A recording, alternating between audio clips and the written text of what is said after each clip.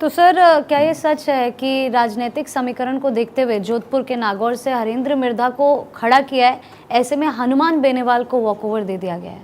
हाँ, ऐसा इम्प्रेशन है। देखिए, मैंने कहा ना, अशोक गहलोत स्मार्ट पॉलिटिशियन है, पूरे राज्य की सोचते हैं, किसी एक सीट की नहीं सोचते। उनको कांग्रेस को जिताना है, उनको जो है। तो उनको ऐसा लगा कि जोधपुर में जाट फैक्टर को हनुमान बेनीवाल प्रभावित करता है। पिछली बार वैभव चुनाव लड़े थे तो बात आई थी कि हनुमान बेनीवाल से कोई अंडरस्टैंडिंग हुई थी कि सपोर्ट करो, फिर हुआ कि नहीं हुआ वो अलग बात थी। अब की कहते हैं कुछ इस तरह का अंडरस्टैंडिंग हुआ है कि जोधपुर सेक्टर में अशोक गहलोत का जो अर्थशास्त्र है, जो गुणा भाग है, उसमें हनुमान बेनीवाल उनकी सहायता करें। तो उनको एक वॉक ओवर कह रहे हैं कि खींवसर से में आपने किसी वीक आदमी को दे दिया, दैट वे जो है, तो हनुमान बेनीवाल को वॉक ओवर है। मेरा ऐसा मानना है कि हनुमान बेनीवाल तो वैसे विनिंग कैंडिडेट है आज की तारीख में नागौर सेक्टर में। वो जहाँ से खड़े होंगे जीत जाएंगे। लेकिन एक होता है एक एहसान करने का और एक फैसिलिटेट करने का, वो अशोक गहलोत ने किया। ऐसी पॉलिटिकल सर्कल्स में ऐसा परसेप्शन इस समय है।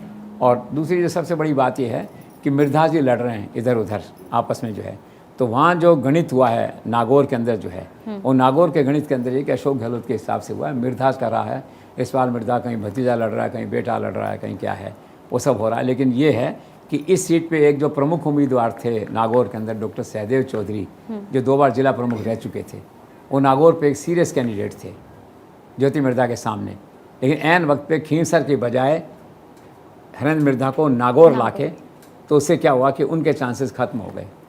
तो आपने कहा ना कार्यकर्ता निराश क्यों होता है, कार्यकर्ता इसी तरह निराश होता है कि 5 साल सहदेव चौधरी ने काम किया, मान लो वहाँ पे, ठीक है, 2 बार उप जिला प्रमुख रहे, गांव-गांव में पहचान है, ग्रास रूट वर्कर हैं जिसे अपन कहते हैं।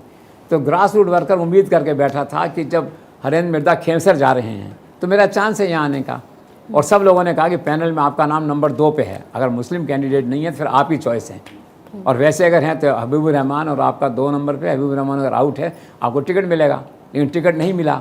तो ऐसी घटनाएं जब इकट्ठा हो जाती हैं तो कार्यकर्ताओं का दिल टूटता है, पार्टी के लिए काम करने का मन फिर आदमी का नहीं होता। इसको मैं उससे जोड़ के देखता हूँ। तो let's see now finally comes out. अगर बीजेपी की लहर टाइप कुछ ऐसा बनता है तो ज्योति मिर्धा जीतेंगी, वरना अशोक गहलोत का जो है। लेकिन अशोक गहलोत ने अपने गणित गुणा भाग से किया, और सारी सिफारिशें, सारी कमेटी जो मैंने आपसे कहा